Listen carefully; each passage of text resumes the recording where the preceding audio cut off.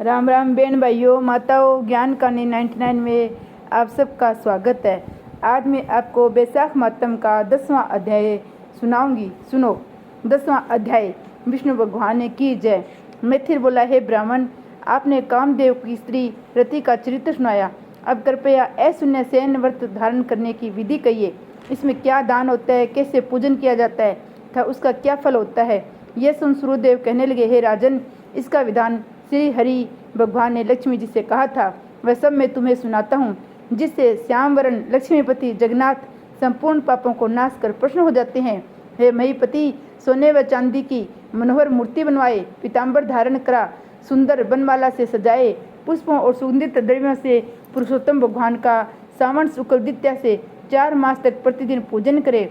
ब्राह्मणों को सैया दान, वस्त्र दान करे, ब्राह्मण सहित भोजन करावे। फिर मंगसरादि मासों में पूर्व रक्तवर्ण हरि भगवान की रुक्मणी सहित ध्यान कर पूजन करे। ऐसे ही चैत्र मास से 4 मास तक भूमि पर आसन बिछा भक्ति से हरि भगवान का पूजन करे।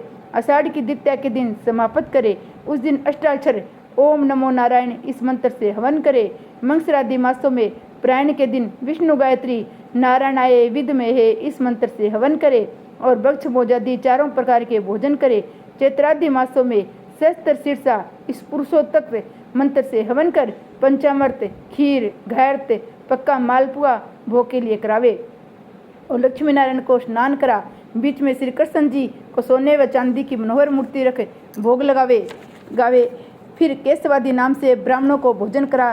श्रद्धानुसार 2 वस्त्र और अलंकारों से पूजन करके मालपुआ ब्राह्मण के निमित्त 12वें दिन दे। फिर पूर्व कल्पित प्रतिमाओं को संपूर्ण अलंकारों से आभूषित कर आचार्य को दे और सैया को संकल्प करे। ऊपर लक्ष्मी नारायण का विधिवत पूजन करे। कांसे का पत्र दे, ब्राह्मणों को भोजन करावे। दान मंत्र, ए जनार्दन, जैसे आपकी सैया लक्ष्मी जी से अशून्य है, वैसे ही ये केशव, इस सैया दान से मेरी सैया अशून्य हो। इस प्रकार भगवान की पूजा कर आप भोजन करें। इस व्रत को पुरुष, सौभाग्यवती स्त्री अथवा विधवा अशून्य शयन के निमित्त धारण करे। जो मनुष्य विष्णु धाम की जाने की इच्छा रखता है, उसको यह व्रत अवश्य करना चाहिए। इसके करने से जगन्नाथ भगवान प्रसन्न होते हैं, देव दुर्लभ कार्यों की सिद्धि होती है, अनेक प्रजाओं की वृद्धि होती है। अतः जैसे भी बने ये व्रत अवश्य करे। ये वर्णन हो गया। अब तुझे क्या और क्या सुनने की इच्छा है, वह बताओ। वह राजा बोला। फिर सूर्यदेव जी ने कहा, हे महाराज, बैसाख मास में छत्र दान करने का महात्म्य सुनाइए, क्योंकि बैसाख के कर्तव्य शुभ कर्मों को सुनते सुनते मेरी तृप्ति नहीं होती। राजा के ऐसे वचन सुन सूर्यदेव जी राजा से कहने लगे कि छत्र दान के फल को एक प्राचीन कथा कहता हूँ। सतयुग में एक हेमकांत नाम का बंगाल देश के राजा कुशकेतु का पुत्र था।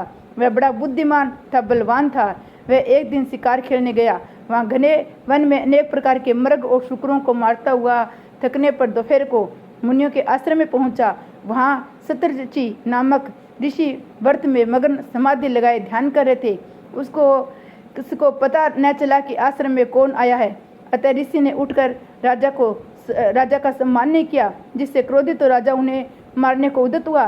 तब ऋषि के 10 सहस्त्र शिष्यों ने उसे रोका। क्रोध में विह्वल होकर राजा कहने लगे, हे ब्राह्मण, मैं थक गया हूँ, तुम मेरा आतिथ्य सत्कार करो, परंतु गुरु की आज्ञा के बिना क्या सत्कार करे। फिर ऐसा शिष्यों से सुना। राजा ने उन्हें मारने के लिए धनुष उठा लिया और अत्यंत क्रोध कर बाण छोड़ने लगा। तब शिष्य भागने लगे। उनमें से 300 शिष्यों को मार डाला और आश्रम में रखी हुई वस्तुओं को पाप बुद्धि सैनिकों ने ले लिया और खूब भोजन किया। जब सायंकाल के समय राजा सेना सहित पुरी में आया, उसके पिता कुशकेतु ने इस दुष्ट व्यवहार को सुना तो बेटे की निंदा कर पुरी से बाहर निकाल दिया। तब हेमकांत व्याकुल हो गहन वन में चला गया। वहाँ उसे ब्राह्मणों की हत्या सताने लगी। वहाँ पर जीव जंतुओं को मारकर खाते हुए इधर उधर घूमते घूमते 28 वर्ष बीत गए। एक दिन की बात है, तीर्थ यात्रा करते हुए त्रित नामक महामुनि बैसाख मास में दोपहर के समय वन में आए, जो धूप और तर्षा के मारे व्याकुल हो वृक्षहीन स्थान में मूर्छित होकर गिर पड़े। देवयोग से हेमकांत ने त्रित मुनि को ऐसी दशा में देकर ढाक के पत्तों की छतरी बना धूप निवारण के लिए सिर पर लगाई और अलंबू का जल दिया। इस उपचार से मुनीश्वर की मूर्छा जाती रही। जब चेत हुआ तो उस पत्तों की छतरी को लगाए धीरे धीरे किसी गांव में पहुंचे। इसी पुण्य के प्रभाव से उसके 300 सो ब्रह्म हत्याएं दूर हो गई, जिससे हेमकांत को बड़ा विस्मय हुआ कि मेरी ब्रह्म हत्या कैसे दूर हो गई। इस विचार में पड़ा कि हेमकांत को संग्रहणी रोग उत्पन्न हो गया, जिससे पाठ से प्रयास संकट जान व्याकुल हुआ। तभी उसे 3 पुरुष बड़े भयंकर यम के दूत दिखाई दिए। वह अपने कर्मों को सोचने लगा कि उसे छत्री दान कर ध्यान आया, सोई वह विष्णु भगवान का स्मरण करने लगा। तुरंत विष्णु भगवान ने अपने महामंत्री विश्वक्सेन को आज्ञा दी कि तुम जल्दी जाकर यमदूतों को रोको, क्योंकि हेमकांत ने वैशाख मास में धर्म किए हैं, इसलिए उनसे छुड़ाकर उसके पिता कुशकेतु राजा के पास ले जाकर कहो कि विष्णु भगवान की आज्ञा अनुसार तुम हेमकांत को राज्य का भार सौंप दो।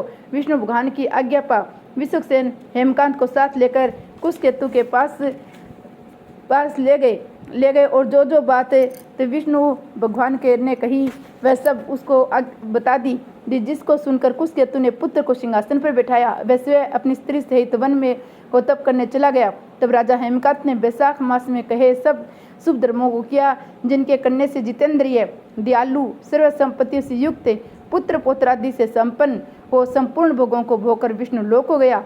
वैशाख मास के धर्मों से अधिक कोई धर्म पापों को नष्ट करने वाला नहीं है, और ये सुलभ तथा धर्म, अर्थ, काम, मोक्ष, रूप, पुरुषार्थ चतुष्ट का दाता है। श्री विष्णु भगवान की जय।